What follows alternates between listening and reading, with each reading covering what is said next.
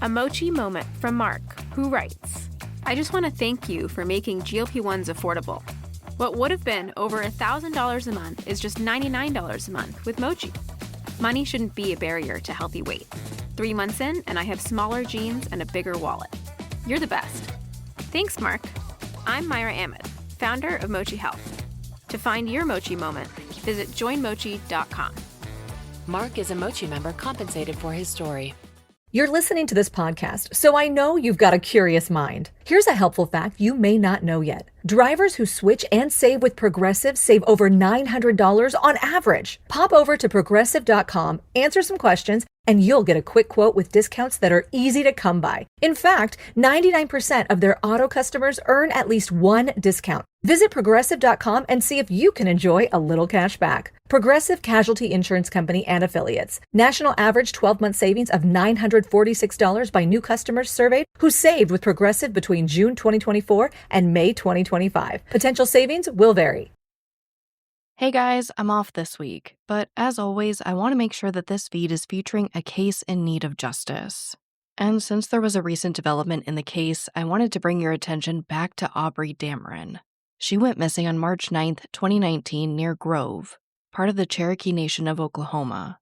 When I covered her case back in August 2023, Aubrey was missing, but on January 31st, 2025, her remains were found near South 565 Road and East 30 Road in Ottawa County, Oklahoma. In light of this news, Cherokee Nation Principal Chief Chuck Hoskin Jr. issued a statement. It reads in part, quote, After nearly 6 years missing, our Cherokee Nation citizen Aubrey Dameron has been recovered today. Our thoughts and prayers are with her Aunt Pam and Uncle Christian, who always put Aubrey's missing persons case and all MMIP cases in the forefront where it belonged.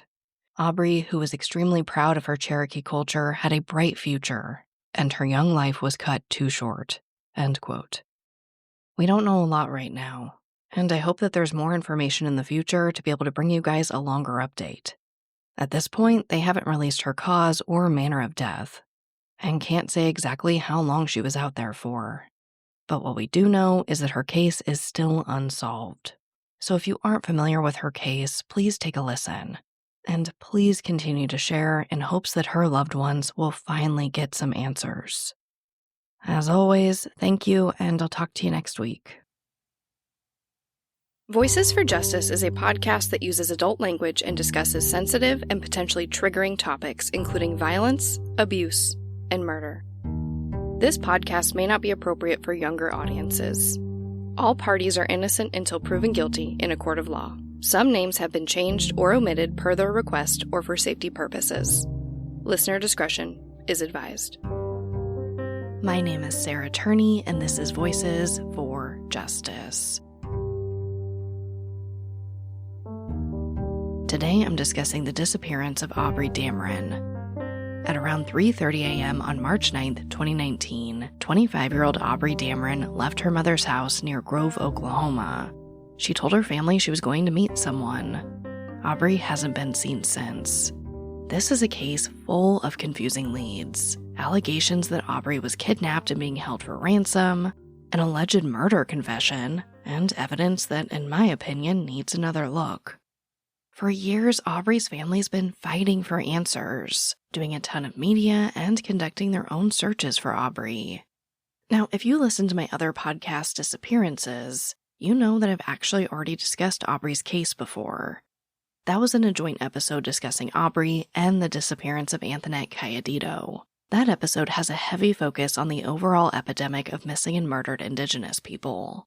It's a super informative episode that is very close to my heart. So if you're looking for more information on this epidemic as a whole, I definitely recommend listening to that. We worked on that episode back in 2021, and I still haven't been able to stop thinking about these cases. And since then, there's actually been some updates in Aubrey's case. So I thought I'd try to bring Aubrey back into the spotlight and hopefully draw even more attention to her case with a full-length episode on just Aubrey. This is the case of Aubrey Dameron. On March 11, 2019, Aubrey Dameron was reported missing to the Delaware County, Oklahoma police. According to her family, Aubrey was last seen 2 days earlier on March 9th at her home. This is located off 280 Road near Grove, a small town situated on the Cherokee Nation Reservation in Oklahoma. Aubrey lived with her brother, mom, and her mom's boyfriend. Aubrey's family told police that she had mentioned meeting someone, but didn't say exactly who. Then Aubrey stopped answering her phone and just never returned home. Then 2 days later, she's officially reported missing. Now, Aubrey was actually really close to some other family members, her Aunt Pam and her Uncle Christian. Aubrey was just 6 months younger than Christian, so they were more like siblings. And Pam, whose children were the same age as Christian and Aubrey, had always been a big part of their lives. In an interview with Cherokee Phoenix, Pam shared how when Christian and Aubrey were little, she would drive them around, and they would all sing along to country songs. One of Aubrey's favorite songs to sing was "You're the Reason God Made Oklahoma." Now, Aubrey actually loved performing for her family at home as well. Christian said that she would stand on the coffee table in the living room and put on a show, just singing and dancing her heart out.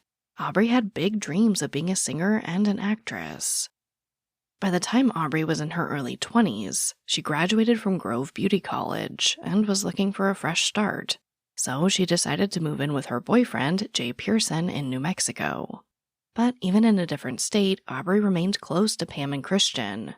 They would talk to each other almost every single day. Then in August 2018, Aubrey and Jay broke up, and Aubrey moved back to her mom's place near Grove. She stayed there until her disappearance. And of course, she continued her close relationship with Christian and Pam.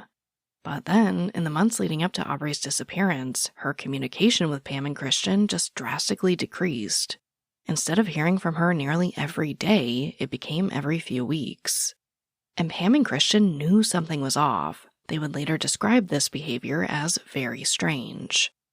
And what was even more strange to them was that Aubrey's Facebook went quiet. Now, Aubrey is that person who posts multiple times a day, but after February 25th, that all stopped. Her last post is actually still up today. It's a picture of a sign that reads, quote, "You're never too important to be nice to people," end quote. On March 18th, Pam received a message from a friend on social media asking if Aubrey was missing.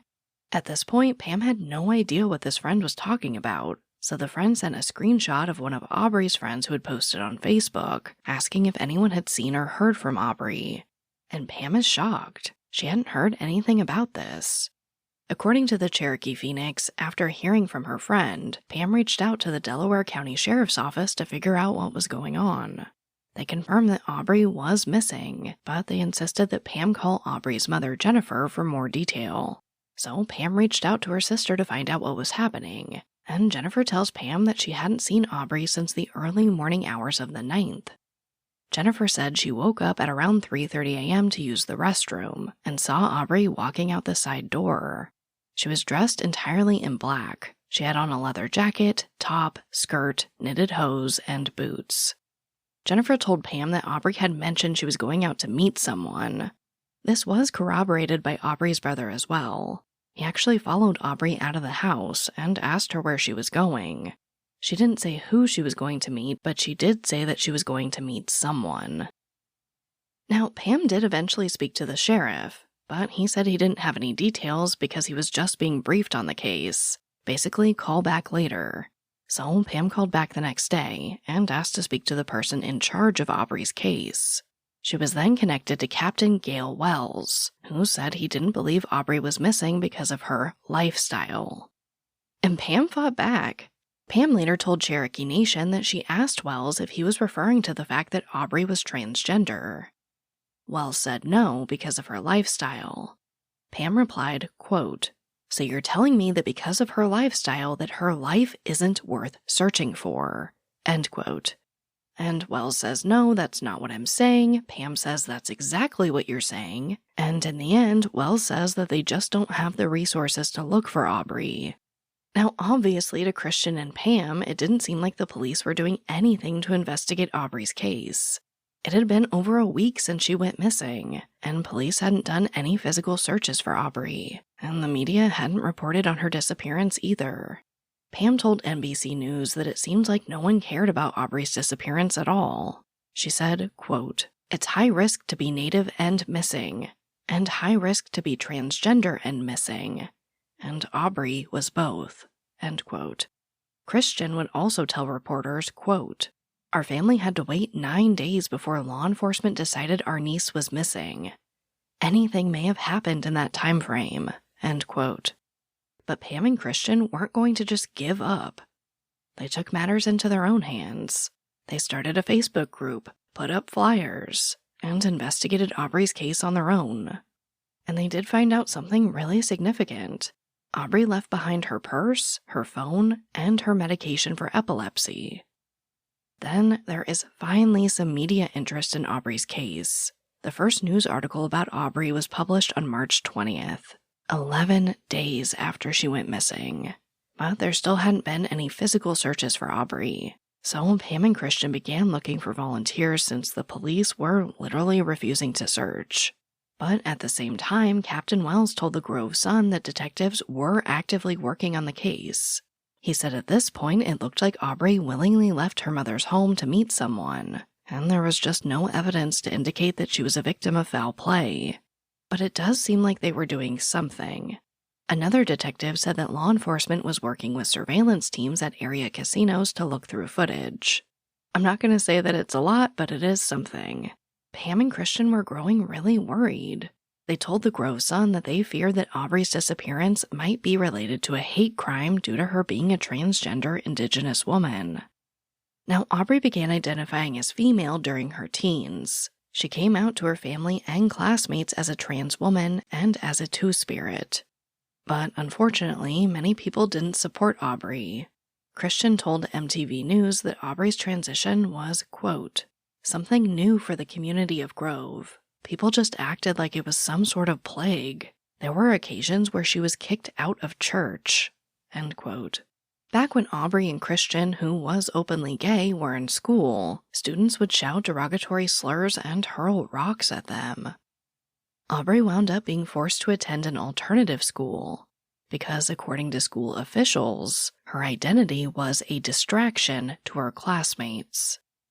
Now, despite all this ridiculousness, despite all these hardships, nothing stopped Aubrey from being her authentic self. She loved people and never met a stranger. No matter what discrimination she faced, Aubrey always wanted people to feel included and comfortable in their own skin. Christian told the Cherokee leader, quote, "She never wanted anyone to feel lonely or out of place. I think because she felt that a lot of the time," end quote. Following the publication of Aubrey's disappearance, police received tips of possible sightings of Aubrey at an Oklahoma casino and in Joplin, Missouri, but none of these sightings were ever confirmed to be Aubrey. You know that thing where you get an amazing pair of shoes at a really great price and want to tell everyone about it? Yeah, so do we. Here at Designer Shoe Warehouse, we'll give you something to brag about, like the latest styles from brands you love, or the trends everyone's obsessing over, or shoes that make you feel like, well, you. So go ahead, show off a little. Find shoes that get you at prices that get your budget. Head to your DSW store or DSW.com today. DSW, let us surprise you. This episode of Voices for Justice is sponsored by Chewy. If you have pets, you probably know about Chewy, and you also know that when they say that they have everything you need to keep your pet happy and healthy, they're not messing around. To keep them happy, Chewy has over 100,000 products from all the brands my pets love at prices I love. To keep them healthy, Chewy offers pet prescriptions, pet insurance, telehealth vet visits, and they're even rolling out vet clinics across the country. I've been shopping with them for a very long time. And in addition to the auto-ship feature that gets the dog's food to them every single month, I also love to experiment with different treats. But I'm a bit picky. For me, it has to be high quality with simple ingredients. I recently picked up treats from Shepherd Boy Farms that are 100% just chicken breast. Popcorn and Heber are already obsessed. Chewy has everything you need to keep your pet happy and healthy. And right now, you can save $20 on your first order and get free shipping by going to chewpanions.chewy.com/Sarah E. Turney. That's chewpanions.chewy.com/Sarah E. Turney to save $20 on your first order with free shipping.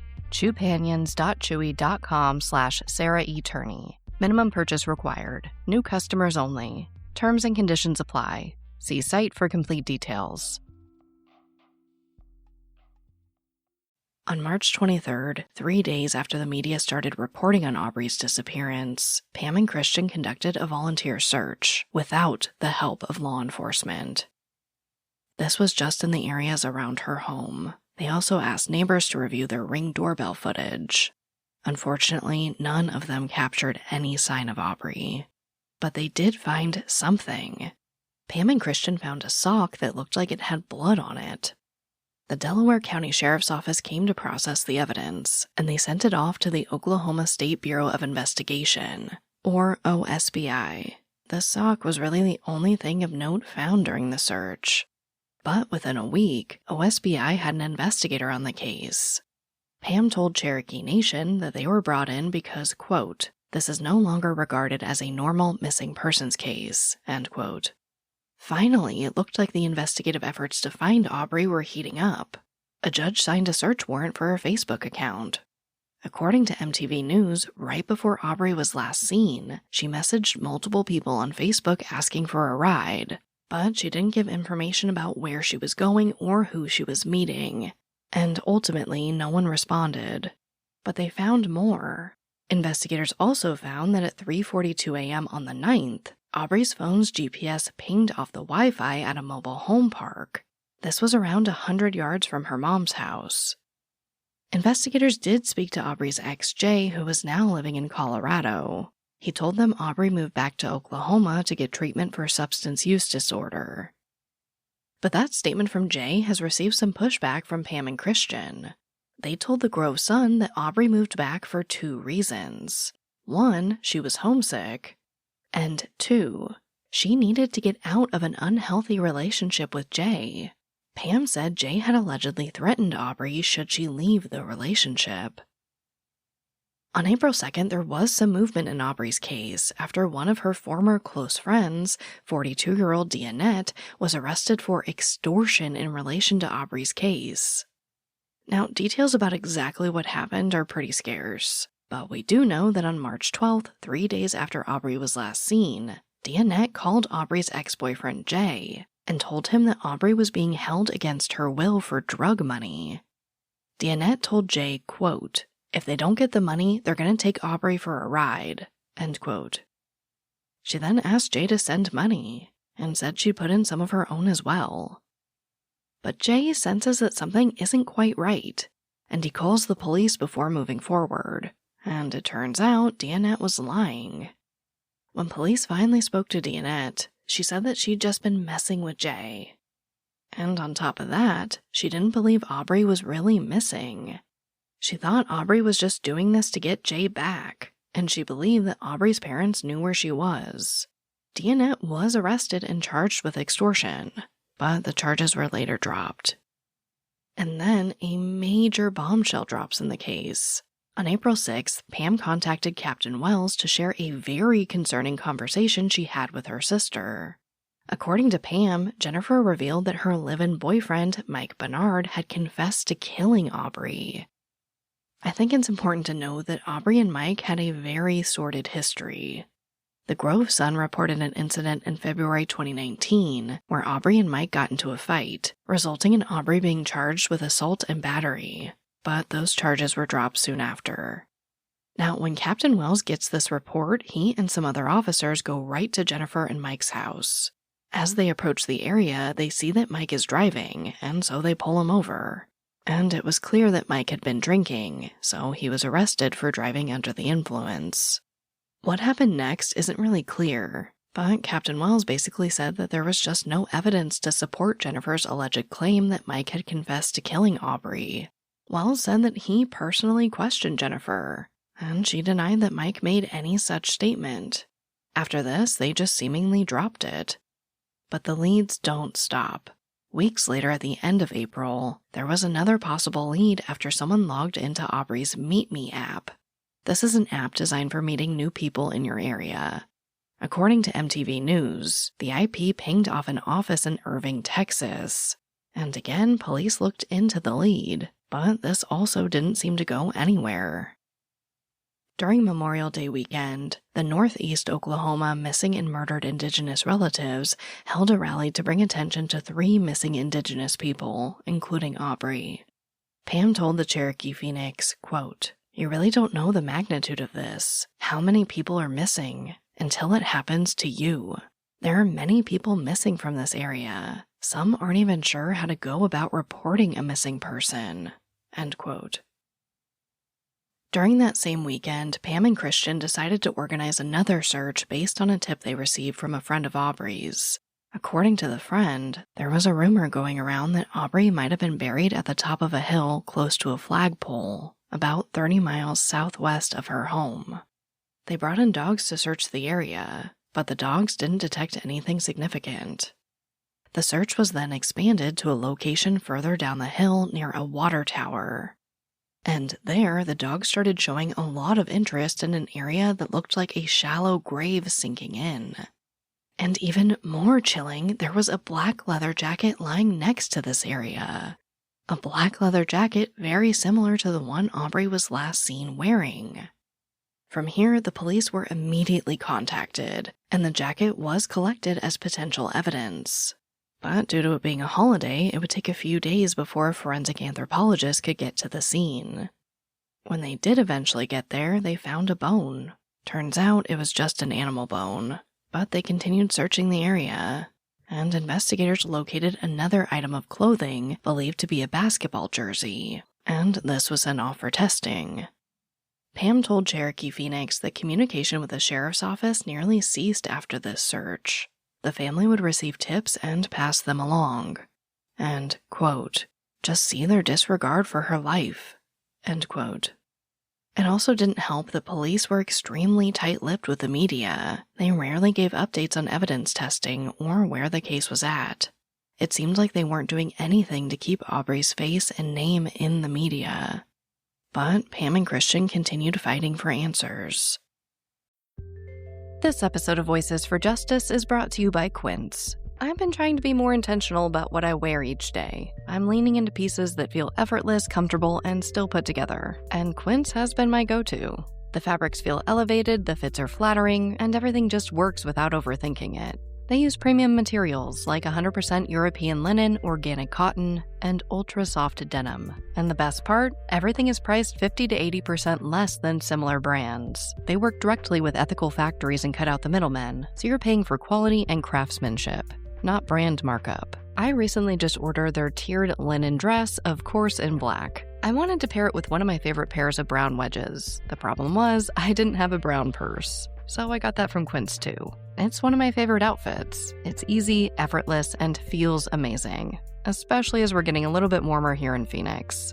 Refresh your everyday with luxury you'll actually use. Head to quince.com/justice for free shipping on your order and 365-day returns. Now available in Canada too. That's QUINCE.com/justice for free shipping and 365-day returns. Quince.com/justice.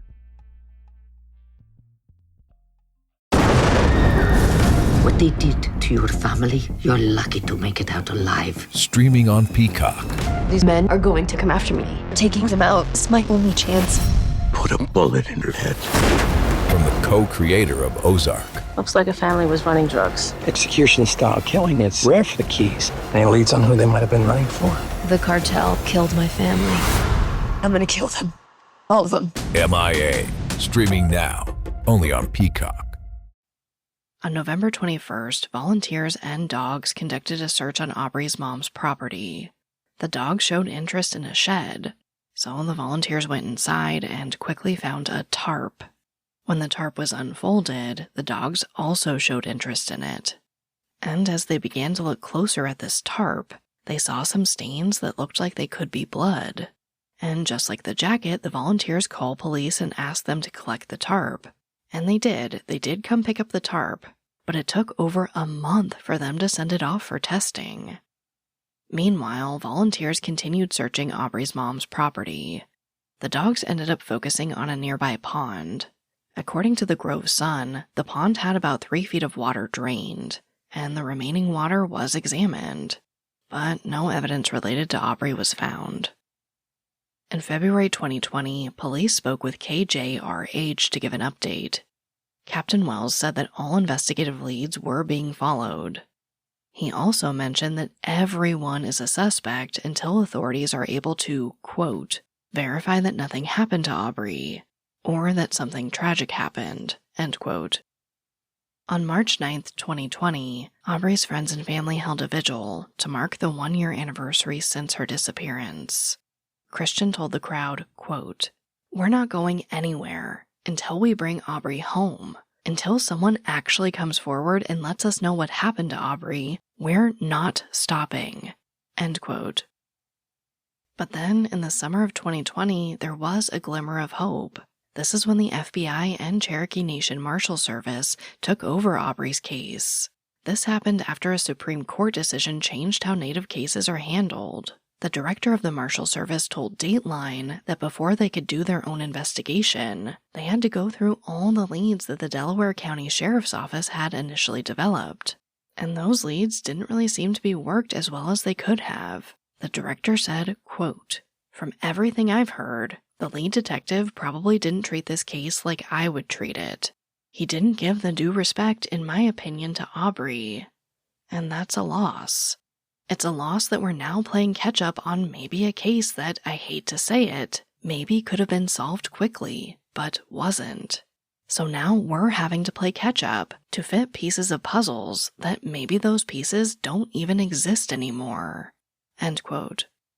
Despite receiving assistance from federal authorities, Aubrey's case faced ongoing delays. But Pam and Christian were determined to make a positive impact. Like we see all the time from people touched by cases like this, they wanted to use Aubrey's case as an opportunity to benefit others, just as she had helped countless people before. In January 2021, the Aubrey Alert Bill was introduced in the Oklahoma House of Representatives. The bill hoped to fill the gaps between Amber Alerts for children and Silver Alerts for the elderly.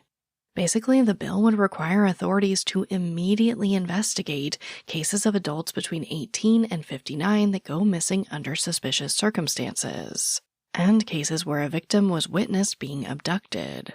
The bill would also provide special instructions for missing Indigenous people. Now, in the end, they actually changed the name of the bill. This was based on lawmakers' feedback that they wouldn't support a bill named after a transgender person. The bill then became known as Casey Alert, named after 29-year-old Casey Russell, a Cherokee Nation citizen who went missing in July 2016 in Oklahoma. Now, of course, Aubrey's family was really upset by the name change, but they were still hopeful that the bill would pass and help more people, which was the ultimate goal. I guess the silver lining was that as the bill worked its way through the system, Aubrey's story gathered more media attention. In June 2021, Oxygen reported on Aubrey's case. They reached out to Wells, who had recently retired from the sheriff's department. Wells told Oxygen that Aubrey's case was the last case he reviewed before leaving office. He said, quote, "What made this case unique was her lifestyle. Not only was she transgender and very sexually active, but she was also a known drug abuser." End quote. Wells added that the department had contacted more than 100 people and never found anything that led them to finding Aubrey. Now, I've said it before and I will say it again. Being transgender, being sexually active, suffering from substance use disorder does not make a person less worthy of being searched for. In September 2021, Pam and Christian spoke to the Cherokee Phoenix and revealed many of their concerns with Aubrey's case. Pam was concerned that certain family members didn't show up to help search for Aubrey. She further questioned if any DNA testing on the items collected would be accurate. She said, quote, "My thought is our own family didn't even contact us and let us know she was missing. So how can you trust them to give actual DNA of Aubrey's? They could have given them anybody's DNA." End quote. Pam and Christian also raised suspicions about Aubrey's missing date of March 9th. Like I said earlier, Aubrey was that person that posted on Facebook almost every day. So their concerns stem from the fact that Aubrey stopped posting on Facebook after February 25th. They also added that Aubrey had significantly reduced her communication with them around this same time. Now, a few months later in November, Aubrey's mother Jennifer spoke to the media for the first time. She told News Nation now she doesn't know what happened to Aubrey, but she does believe that she's dead. She said, quote, "I felt my child pass a year ago. A mother and a child has a bond. And I felt it. I hit the floor." End quote. That same month, Pam told People magazine that she wishes Aubrey was off somewhere living her best life. But that just wasn't Aubrey. She wouldn't stop all communication with her family for this amount of time. Pam said, quote, "I have hope that we are going to get answers. And I understand that it might not be the answers we want, but we just want to bring her home. We never imagined 2 years ago that we would be looking for a relative. You don't ever think it's going to be you. And then all of a sudden, you just wake up and you're in this nightmare." End quote. Pam and Christian continue fighting for answers in Aubrey's case, speaking to the media whenever they get the chance. In August 2022, Pam spoke to Dateline about her concerns with Aubrey's case. This time, she said she believes Aubrey's mother knows more than she's letting on. The director of the Cherokee Nation Marshal Service also spoke to Dateline. He said that his department was considering Aubrey's case to be a homicide. He also shared multiple updates in Aubrey's case. He said the black leather jacket found near the suspected shallow grave was not a match for Aubrey, and the testing on the bloody sock was inconclusive. He further said his team was investigating whether Aubrey's ex-boyfriend or a hate group could be involved. And he was really direct with Dateline. He said outright that there is some belief that Aubrey might have been there at the shed where the tarp was found, but he added that the problem was that authorities were not given permission to search the property again. They would need a warrant, something they don't have enough evidence to get right now. And I have to hope that this guy really cares. He said that his department was looking for any little thing to break open the case, adding, quote, "Aubrey's important. She's important to me. So this is not a case that's going away anytime soon. If somebody out there did something to Aubrey, don't sleep well, because you have strong men and women out here that are motivated to find you." End quote. Stitch Fix. Stop shopping, get styled. A+ on the outfit, Miss Turner.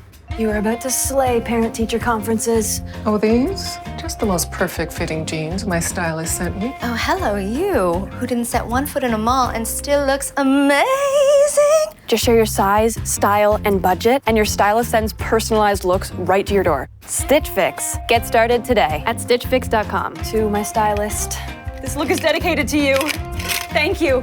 Thank you. After that episode of Dateline aired, Pam, Christian, and the Cherokee Nation Marshal Service continued fighting for Aubrey. In February 2023, the Marshal Service put up a billboard asking for information in Aubrey's case. Now, in my episode of Disappearances about Aubrey, I was basically begging you to support the Casey Alert Bill. And I have good news. In April 2023, it was signed into Oklahoma law. And the alerts are set to begin in November 2023, just a few months after this episode airs. These alerts will include facts about the person and the situation around the disappearance, and if the missing person is Indigenous, the alert will also include information on how to contact tribal authorities. But that is the last update we have in Aubrey's case, and her family is still desperate to find her. Which brings me right to our call to action. As always, please share Aubrey's story and please share her picture. You can also like and follow the Facebook page, Missing Aubrey Dameron from Grove, Oklahoma. My wild, crazy hope is that maybe we can be a very small part of showing the world that every missing person deserves to be looked for. As a reminder, 25-year-old Aubrey Dameron was last seen around 3:30 a.m. on March 9th, 2019 at her mom's house, located off 280 Road near Grove, Oklahoma. Aubrey is 5'9", with brown hair and brown eyes. At the time of her disappearance, she weighed about 130 pounds, and she was wearing a black leather jacket, black top, black skirt, black knitted hose, and black boots. anyone with information about Aubrey's case is asked to call the FBI at 918-664-3300 or the Cherokee Nation Marshal Service at 918-207-3800. But, as always, thank you, I love you, and I'll talk to you next time. Voices for Justice is hosted and produced by me, Sarah Turney, and is a Voices for Justice Media original. This episode contains writing and research assistance by Haley Gray and Anna Laria. If you love what we do here, please don't forget to follow, rate, and review the show in your podcast player. It's an easy and totally free way to help us, and more importantly, help more people find these cases in need of justice.